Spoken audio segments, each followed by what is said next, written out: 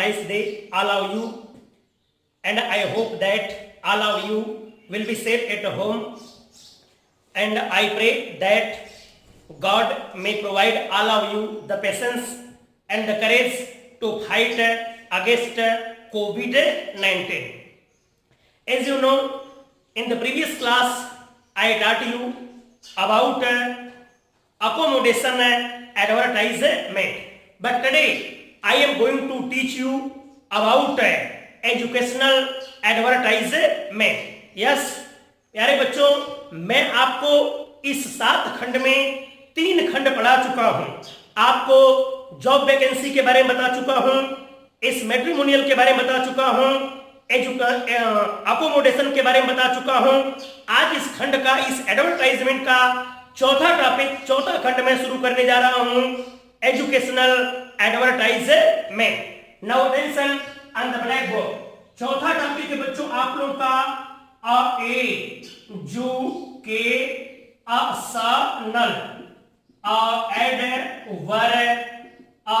Advertisement. Black board पे देखना बच्चों। इस एजुकेशनल का मतलब होता है शैक्षिक अर्थात शिक्षा से संबंधित। एडवर्टाइजमेंट का मतलब होता है विज्ञापन। तो ध्यान देना बच्चों, इस एजुकेशनल एडवर्टाइजमेंट का मतलब होता है शैक्षिक अर्थात शिक्षा से संबंधित विज्ञापन। यस, तो फिर से ध्यान देना, इस एजुकेशनल शब्द जो है एजुकेशन से बना हुआ है।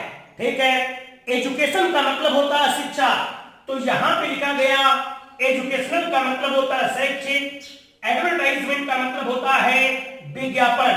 तो इस एजुकेशनल एडवर्टाइजमेंट का मतलब होता है शैक्षिक विज्ञापन।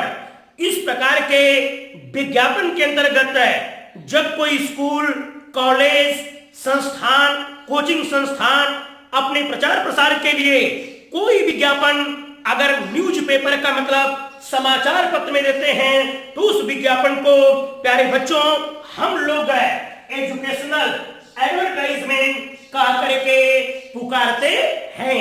यस, एज यू नो, मैं आपको बता चुका हूं कि जितने भी आपके विज्ञापन हैं, उन सभी विज्ञापन को जो हल करने का रूल्स का मतलब होता है नियम। यस, रूल्स का मतलब क्या होता है? नियम। कुल कितने होते हैं? 6 है। यानी जो भी विज्ञापन हो, चाहे जॉब वैकेंसी हो, चाहे मैट्रिमोनियल हो, चाहे अकोमोडेशन हो, चाहे ये एजुकेशनल हो, सभी विज्ञापन को हल करने के जो रूल्स का मतलब होता है नियम है, वह कितने हैं? 6 बता चुका हूं।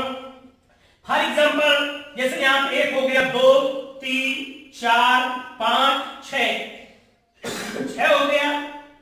तो इसमें जो पहला नियम होता है और 6 होता है छठवां, ये दोनों जो होते हैं सभी विज्ञापन के सेम होते हैं, ये बता चुका हूं आपको। और इसका दूसरा, तीसरा, चौथा और 5वां, ये बीच के जो 4 होते हैं, यही सभी के एक दूसरे से भिन्न भिन्न या अलग अलग होते हैं। यस, तो आप ध्यान रखें कि जितने भी आपके विज्ञापन हैं, उन सभी विज्ञापन को हल करने के जो नियम होगा कितने हैं? 6, जिसमें पहला और छठवां नियम सभी का क्या होगा? एक दूसरे से सेम। बीच के 4 होंगे, यही एक दूसरे का अलग अलग या भिन्न भिन्न होता है। So dear students, today I am going to teach you how to solve educational advertisement. अर्थात आज मैं आपको यह बताने जा रहा हूं कि शैक्षिक विज्ञापन को किस प्रकार से हल किया जाता है, अर्थात इसको किस प्रकार से सॉल्व किया जाएगा। यस, आइए ब्लैक बोर्ड पे ध्यान देखिए।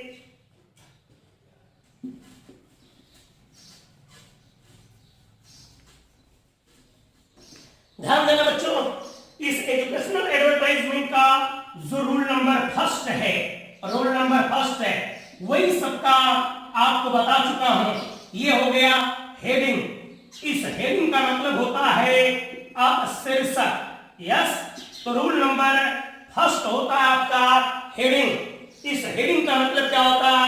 शीर्षक। इस एजुकेशनल एडवर्टाइजमेंट की रूल नंबर जो फर्स्ट है वह आपकी हेडिंग। इसमें हेडिंग के रूप में क्या क्या देते हैं यह मैं आपको बता रहा हूं, ध्यान देना। The name, hour, the institution. Blackboard पे ध्यान दो बच्चों। द नेम का मतलब होता है नाम, इस आओ का मतलब होता है ताकि की, इस है। द इंस्टीट्यूशन का मतलब होता है संस्थान है, यानी संस्थान का नाम। आपको हेडिंग के रूप में सबसे पहले उस संस्था का नाम लिखना होता है जिस संस्था के अंतर्गत आपको विज्ञापन देना है। हेडिंग के रूप में उस संस्था का नाम ही लिखा जाता है। जैसे मान लो अगर आपको विज्ञापन मान लो इस किसी कोचिंग संस्थान में देना है तो आपको हेडिंग के रूप में सबसे पहले उस कोचिंग संस्थान का नाम लिखना होगा, या किसी स्कूल का हो, कॉलेज का हो तो आपको हेडिंग के रूप में उस स्कूल का नाम, कॉलेज का नाम या कोचिंग संस्थान का नाम ही लिखना पड़ता है। यस, ध्यान दो बच्चों। लेकिन सबसे पहले आपको क्या बनाना होता है? बॉक्स बनाना होता है। जैसे यहां पे मैंने बॉक्स बना दिया। अब आप हेडिंग बीच में भी दे सकते हो, बाईं तरफ भी दे सकते हो। यहां दोगे तो भी प्रत्येक शब्द का पहला अक्षर बड़े से होगा, या हर अक्षर को कैपिटल बड़े अक्षर से लिख सकते हो, या तो आप बाईं तरफ दोगे लेफ्ट हैंड साइड तो यहां पर भी प्रत्येक शब्द का पहला अक्षर बड़े से लिखा जाएगा, या तो सभी अक्षर को बड़े से लिखा जा सकता है। जैसे सपोज दैट मान लो हमको विज्ञापन जो है आदर्श डिफेंस एकेडमी में देना है तो हम लोग यहाँ पे हेडिंग के रूप में क्या डालेंगे? आदर्श डिफेंस एकेडमी। यस, अगर मान लो हमको विज्ञापन जो है एलन क्लासेस का देना है तो यहाँ पे हेडिंग के रूप में क्या होगा? Allen classes. जैसे यहां पर हो गया एलन क्लासेस, ये आपकी बच्चों बताओ क्या बन गई? हेडिंग बन गई। यस, अब देखो इस एलन में आ जो है कैपिटल से है, इस क्लासेस में सी भी कैपिटल से है, इसका हर अक्षर भी बड़े से लिखा जा सकता है। अब चले आओगे बाईं तरफ, यहां से आपको क्या शुरू करना होगा? अब बॉडी। अब इस बॉडी में क्या क्या आएगा, कैसे लिखा जाएगा, ये सब कुछ एक एक करके मैं यहां पे आपको अभी बताऊंगा। यस, अब जैसे मान लो आप बीच में नहीं देना चाहते हो तो आप बाईं तरफ भी दे सकते हो। जैसे हमने यहाँ पे यह आपका एक बॉक्स बना दिया। अब हेडिंग अगर हमको बाईं तरफ देना है तो वही सेम क्लासेस, सेम चीज। जैसे मान लो अब हमको एलन क्लासेस लिखना है तो यहाँ पे हमने लिख दिया एलन क्लासेस डैश करके। अब इसी के आगे बताओ आपका क्या आ जाएगा? बॉडी। ठीक है, इस बॉडी में क्या क्या लिखा जाता है वो मैं आपको बताऊंगा, किसमें क्या क्या लिखा जाता है और उसको किस प्रकार से सॉल्व किया जाता है। तो ये था बच्चों रूल नंबर फर्स्ट है, हेडिंग। इस हेडिंग के रूप में बताओ हम लोग क्या लिखेंगे? The name, hour, the institution, अर्थात उस संस्था का नाम जिस संस्था के अंतर्गत यह आपको विज्ञापन देना है। जैसे मान लो आपको अपने विद्यालय मदर टेरेसा का विज्ञापन देना है तो अब बताइए यहाँ पे हेडिंग के रूप में क्या लिखोगे? जैसे अ मां, अ दर, अ टेरेसा, अ ना, अ बल्स, अ ए के, अ ड में senior secondary school.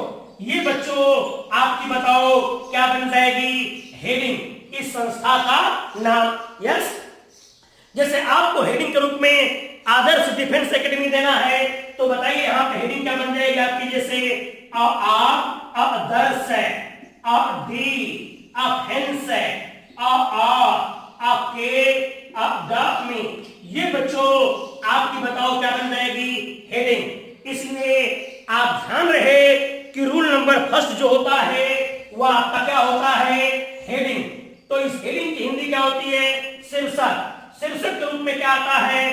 The name of institution, अर्थात उस संस्था का नाम जिसके अंतर्गत इस विज्ञापन को देना है, उस संस्था का नाम। यस। अब आ जाओ बच्चों, रूल नंबर कैसे हेडिंग दिया जाएगा वो मैं आपको यहां पे दे करके समझा दिया। अब आ जाओगे रूल नंबर सेकंड, दूसरा इसमें क्या होता है, ध्यान दो ब्लैक बोर्ड पे।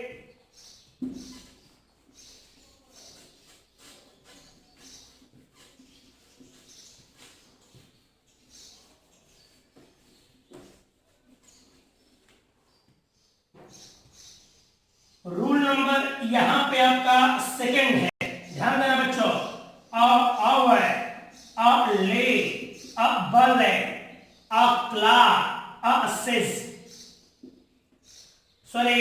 अवेलेबल, कोर्सेस, ध्यान दो ब्लैक बोर्ड पे। दूसरी टॉपिक है बच्चों आपका अवेलेबल का मतलब उपलब्ध है, कोर्सेस अर्थात जिस संस्था का आप विज्ञापन दे रहे हो उस संस्था में कौन कौन से चीज का अध्ययन करवाया जाता है। फॉर एग्जाम्पल के लिए जैसे आपको अपने स्कूल का देना है तो उसमें आपको लिखना होगा, जैसे यहां पे हमने लिख दिया फर्स्ट यानी पहली से लेकर के अप टू 12th है, अर्थात फर्स्ट से लेकर के 12th तक। अब 12th में जैसे यहां पे आपने दे दिया बायो दे दिया, यस कामा, जैसे यहां पे हो गया मैथ्स दे दिया कामा, जैसे यहां पे एंड लिख करके या यहां पे आर्ट्स दे दिया कामा एंड, अब लिख दिया आपने यहां पे ए जी, अर्थात इन 1 से लेकर के 12वीं तक बायो भी चलाया जाता है, मैथ भी है, कलावर्ग भी है और एजी अर्थात एग्रीकल्चर भी है। तो अगर आप किसी स्कूल का विज्ञापन दोगे तो उसको ऐसे लिखोगे, जैसे इससे बात हो गया, मान लो आपको जैसे हमने यहां पे दे दिया बीए, यस कामा, जैसे यहां पे हो गया बीबीए, यस, जैसे यहां पे हो गया बीएससी, यस, जैसे यहां पे हो गया एमए, जैसे यहां पे हो गया एंड और एमएससी। ये हो गया आपका अवेलेबल कोर्सेस, अर्थात कौन कौन से कोर्स को आपके उस संस्था में चलाया जाता है। उन सभी कोर्सों का आपको एक एक करके नाम लिखना पड़ता है।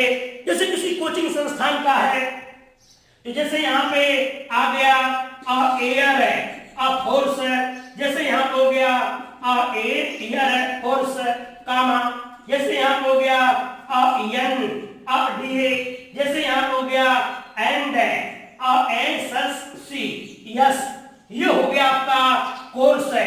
तो इस प्रकार से बच्चों ये आपको बताना होता है कि जिस संस्था का आप विज्ञापन दे रहे हो तो सबसे पहले हेडिंग में उस संस्था का नाम आ जाएगा।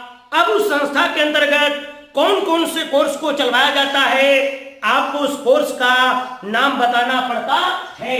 जैसे फॉर एग्जांपल के लिए फर्स्ट से लेकर के 12 तक, ठीक है, बायो ग्रुप हो गया, मैथ्स ग्रुप हो गया, आर्ट्स ग्रुप हो गया और एसी हो गया। जैसे कॉलेज में होगा तो यहाँ पे जैसे बीए हो गया, बीबीए हो गया, बीएससी हो गया, एमए हो गया एंड एमएससी हो गया।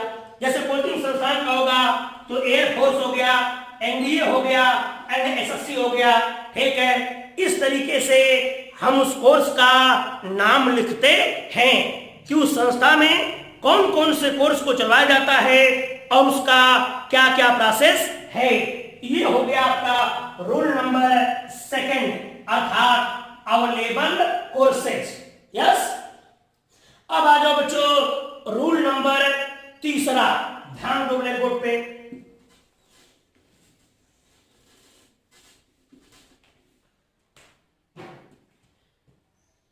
रूल नंबर इसमें बच्चों थर्ड आता आपका ई ली जी बी ली टी, ध्यान दो इलिजिबिलिटी, और इसी में एक है ड्यूरेशन। ब्लैक बोर्ड पे देखना बच्चों, इस एलिजिबिलिटी का मतलब होता है योग्यता। इस एलिजिबिलिटी का मतलब क्या होता है? योग्यता। और ड्यूरेशन का मतलब होता है अवधि, यानी योग्यता और अवधि। इस टॉपिक के अंतर्गत आपको यह बताना होता है कि जिस क्लास में आप प्रवेश लेना चाहते हो उस क्लास के लिए कौन सी योग्यता होनी चाहिए। आपको उस योग्यता को मेंशन करना पड़ता है। तो वेरी सिंपल है, लिखा कैसे जाएगा ध्यान दो। जैसे आपको 11वीं क्लास में एडमिशन लेना है तो यहां पे क्या हो जाएगा, जैसे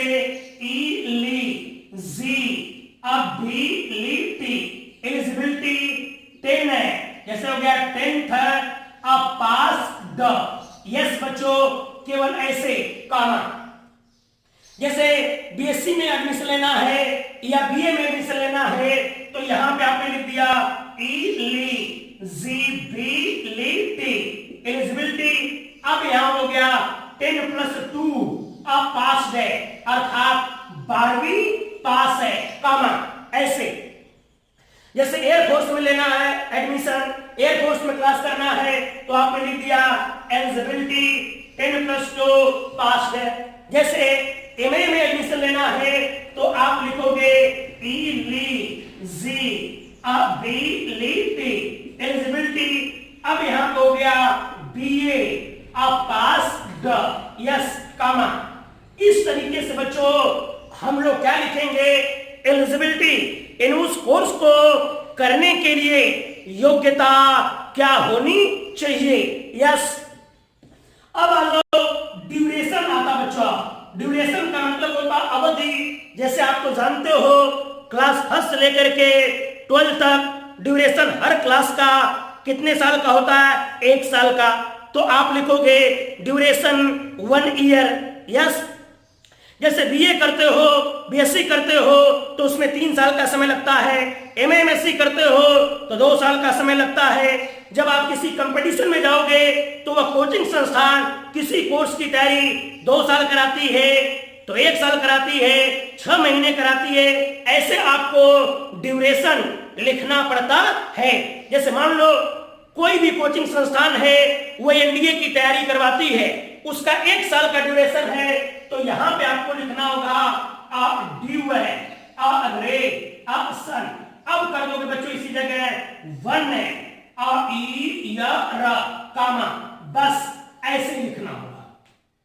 मान लो जैसे एयरफोर्स एसएससी का चलाते हैं, 6 महीने का है तो यहां पे लिखोगे ड्यूरेशन। अब लिख दोगे यहां पे जैसे 6 मंथ्स। अब यह हो जाएगा आपका, बताइए क्या, कामा। तो इस तरीके से हमको क्या लिखना है, ड्यूरेशन, और इस तरीके से हमको क्या लिखना है, एलिजिबिलिटी। तो ये थी बच्चों आपका रोल नंबर 3 यानी योग्यता और अवधि। यानी आपको उस कोर्स को पाने के लिए योग्यता क्या होनी चाहिए और उसकी अवधि कितने समय की है। ये है आपका रूल नंबर 3, यस। अब आ जाओगे बच्चों रूल नंबर 4, चौथा क्या होता है। तो ध्यान दो ब्लैक बोर्ड पे, यहां पे रूल नंबर 4 जो होता है वो यहां पे है लास्ट है, डेट है, आव है, सब है, मी, टिंग है, अपली, के, ना। ब्लैक बोर्ड पे देखना बच्चों, लास्ट का मतलब होता अंतिम, डेट का मतलब होता दिनांक, इस आव का मतलब होता कागज की सबमिटिंग है, एप्लीकेशन का मतलब आवेदन, यानी आवेदन को सबमिट करने का अंतिम डेट है अर्थात दिनांक क्या है। फिर से ध्यान रखना, लास्ट डेट का मतलब होता है अंतिम तिथि, आवे, सबमिटिंग का मतलब शामिल करने का, एप्लीकेशन का मतलब आवेदन, यानी आवेदन करने की अंतिम तिथि क्या है। ये बच्चों आपका यहाँ पे रूल नंबर कौन सा है, 4 है। इसको किस तरीके से लिखा जाता है ये सब कुछ है, मैं आपको बताऊंगा कि कैसे लिखा जाता है। तो ब्लैक बोर्ड पे देखो, जैसे इसको लिखने के लिए हम लोग लिखते हैं, जैसे यहाँ पे प्रास है, पेक्टस है, प्रास्पेक्टस एंड द एड है, मी सन है, एडमिशन है, थम्स है, आर है, अव है, ले, बल, इट है, द सेंटर है। अब यहाँ पे लिखते बच्चों, जैसे बिटवीन के बीच में यहाँ पे लिख दिया 9 है, AM, एंड है, 5 है, PM। अब कब से कब तक, तो यहाँ पे लिखिए जैसे फ्रॉम है, मन, डे, फ्रॉम मंडे टू। अब यहाँ पे लिख दिया जैसे फ्राई, डे। यस, ध्यान देना बच्चों, यह आपका आता है रूल नंबर 4 है। तो प्रास्पेक्टस का मतलब बच्चों बुकलेट का मतलब होता है बच्चों वह पुस्तक जिसमें बड़ी बड़ी कोचिंग संस्थान का जैसे प्रास्पेक्टस है, तो उसमें उस प्रास्पेक्टस में उनके संस्थान के उपलब्धियां होती है, उनके संस्थान का हेड ऑफ इंचार्ज होता है, उसका संदेश होता है, और उसी में फार्म भी होता है। फिर जैसे एंड का मतलब होता और है, द एडमिशन फॉर्म यानी प्रवेश फॉर्म। आर है, अवेलेबल का मतलब उपलब्ध है। एट द सेंटर का मतलब होता केंद्र था, उस संस्थान पर प्रॉस्पेक्टस और एडमिशन फॉर्म उपलब्ध है। बिटवीन का मतलब होता है के बीच में 9 AM एंड 5 PM, अर्थात सुबह 9 बजे से लेकर के शाम के 5 बजे तक एडमिशन और प्रॉस्पेक्टस उस केंद्र पर उपलब्ध है। अब यहाँ पे फ्रॉम का मतलब होता है से, मंडे का मतलब बच्चों सोमवार, टू फ्राइडे का मतलब शुक्रवार, अर्थात सोमवार से शुक्रवार के बीच। इट मीन्स सैटरडे और संडे को अब बंद रहता है, अर्थात मंडे से लेकर के फ्राइडे, यहाँ पे मंडे से लेकर के सैटरडे लिख दोगे तो रविवार बंद होगा, मंडे टू संडे लिख दोगे अर्थात एक सप्ताह में 7 दिन अब खुला रहता है। तो याद रहे बच्चों, आप लोगों को ये last date of submitting application में ऐसे मेंशन करना होगा, prospectus and the admission forms are available at the centre between 9 AM and 5 PM from Monday to Friday. Yes, ये था बच्चों आपका रूल नंबर 4 है, चौथा। अब आ जाओगे सेकेंड लास्ट नियम, रूल नंबर 5 क्या है। तो ध्यान दो ब्लैक बोर्ड पे, रूल नंबर 5 जो है इसमें है फी एंड मोड आव पे मेंट। ध्यान दो ब्लैक बोर्ड पे, इस फी का मतलब होता है बच्चों शुल्क है। फी का मतलब क्या होता, शुल्क है। एंड का मतलब होता और है, मोड का मतलब माध्यम, आप पेमेंट है, इन उसका शुल्क कितना होगा और उस शुल्क का माध्यम क्या होगा, अर्थात चेक द्वारा देना होगा कि कैश देना होगा कि डीडी बनवाना होगा, इन उस शुल्क का माध्यम क्या होगा। ये 2 चीज बताना होता है कि शुल्क कितना होगा, ठीक है, और उस शुल्क का माध्यम क्या होगा। तो मैं आपको बताने जा रहा हूं बच्चों कि इस fee and mode of payment को किस तरीके से उस बॉडी में लिखा जाता है। आ जाओ ब्लैक बोर्ड पे देखो, इसी के आगे आप कुछ नहीं करोगे, कोई कामा कोई फुल स्टॉप नहीं, इसी के आगे आप लिखोगे यहां पे जैसे ऑन द पे मेंट अब कितना दोगे वो लिखोगे। जैसे मैंने यहां पे लिख दिया 40, जैसे यहां पे लिख दिया 40 क्या लिख दिया बच्चों, 40,000 का मतलब जैसे 40,000 लिख दिया, ठीक है, एंड द पेमेंट ऑफ 40,000। अब यहां पे लिखना होगा कैश की चेक की डीडी। तो जैसे मैंने यहां पे लिख दिया 40,000, अब यहां पे लिख दिया कैश। यस, ये लिखने के बाद बच्चों यहां पे कामा कर दिया।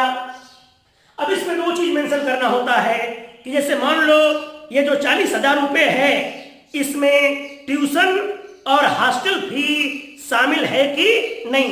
अगर शामिल होगा तो इंक्लूडिंग लिखोगे, अगर शामिल नहीं होगा तो आपको एक्सक्लूडिंग लिखना होगा। तो ध्यान दो, जैसे मैंने यहां पे लिख दिया आपका इंक्लूडिंग का मतलब शामिल है। क्या शामिल है? जैसे including tuition, and, hostel, fees. अब यहां पे फिर काम करोगे बच्चों। देखो जैसे इंक्लूडिंग का मतलब होता है शामिल है, ट्यूशन हो गया एंड हॉस्टल फी। ट्यूशन और हॉस्टल फीस जो है वो इस 40,000 में शामिल, अर्थात फॉर्म का भी पैसा है, हॉस्टल फी भी है और उसके साथ साथ ट्यूशन फीस भी इसी 40,000 में शामिल है। अगर बच्चों जैसे मैं यहां पे लिख देता on the payment of 500 cash, 500 रुपए कैश, तो यहां पे लिखना होता excluding tuition and hostel fees, अर्थात वो जो 500 रुपए है वह केवल वह प्रवेश शुल्क है, फॉर्म का शुल्क है, बाकी आपको ट्यूशन फीस और हॉस्टल फीस अलग से आप पे करना पड़ेगा। तो ध्यान रहे बच्चों, यहाँ पे इंक्लूडिंग आएगा या तो यहाँ पे आएगा excluding tuition and hostel fees. ये है बच्चों आपका रूल नंबर 5। यस, देख लेना फिर से।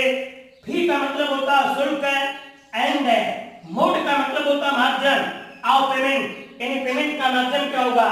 तो इस 4 नियम के बाद न तो यहाँ पे गाना होगा बच्चों, न तो फुल स्टॉप, इसी के आगे ऑन द पेमेंट ऑफ। अब वो पूरा लिखोगे, जैसे 20,000 अब कैश होगा कि डीडी डिमांड ड्राफ्ट होगा कि चेक होगा, उसको भी यहाँ पे मेंशन करना होगा इसके साथ साथ। अब कामा करके फिर लिखना होगा इंक्लूडिंग या एक्सक्लूडिंग, इन दोनों में से आप कोई एक, फिर इसके साथ tuition and hostel fee. Yes बच्चों, इस 5 नियम के बाद अब इसी के आगे आपको थोड़ा सा एक चीज और करना होगा। इसी में आप एक और प्रोसेस कर सकते हो, जैसे आर। अब इसके आगे आपने क्या लिख दिया यहाँ पे आर, अर्थात अथवा। फिर इसमें आप कर सकते हो यहाँ पे, जैसे ब्लैकबोर्ड पे देख लेना कि आर डाउन लोड है, डाउनलोड है, द एड है, मिशन है, फॉर्म, डाउनलोड है, डायमेंशन फॉर्म, फ्रॉम, आर, इसको आर पढ़ते बेटो, आर है, यानी आवर हुई, आवर जो पढ़ते उसको आर पढ़ते, फ्रॉम आर, वेब है, साइट है। अब जैसे यहाँ हो गया www डॉट, अब जैसे वो उस वेबसाइट का नाम, इसी के आगे आर करके आपको लिखना है। डाउनलोड का मतलब डाउनलोड करो, द एडमिशन फॉर्म को, फॉर्म का मतलब होता है से, आर का मतलब होता हमारे वेबसाइट है, हमारे वेबसाइट www उस वेबसाइट का नाम, इसी के आगे यहां पर ऐसे भी लिखा जाएगा। यस बच्चों, अब आता है आपका rule number next and last. ये करने के बाद जब वेबसाइट का नाम लिख दोगे तो इसके बाद यहां पे क्या करना होगा, फुल स्टॉप। अब आएगा rule number next and last, वो आप सब लोग जानते हो क्या होगा, ध्यान दो।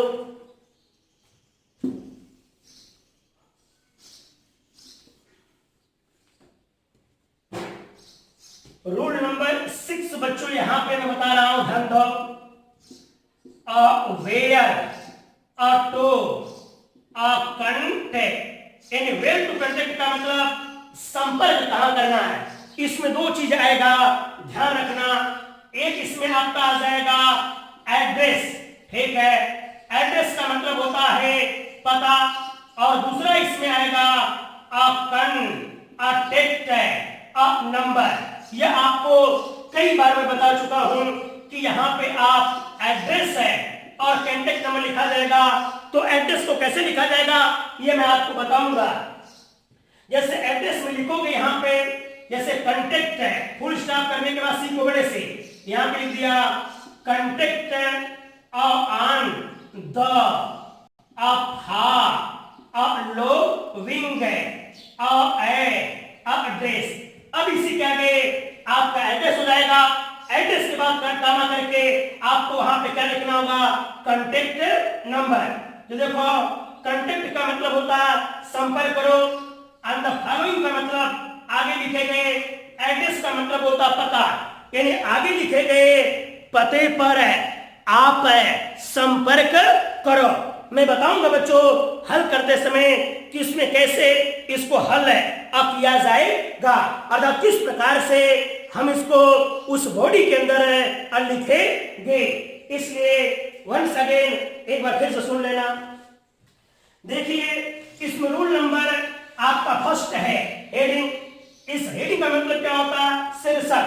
तो शीर्षक में आपको क्या लिखना है, यहाँ पे लिखना था द नेम ऑफ इंस्टीट्यूशन का मतलब होता संस्थान, अर्थात उस संस्थान का नाम। जिस संस्थान के अंतर्गत यह विज्ञापन देना है आपको उसी संस्थान का नाम लिखना होता है।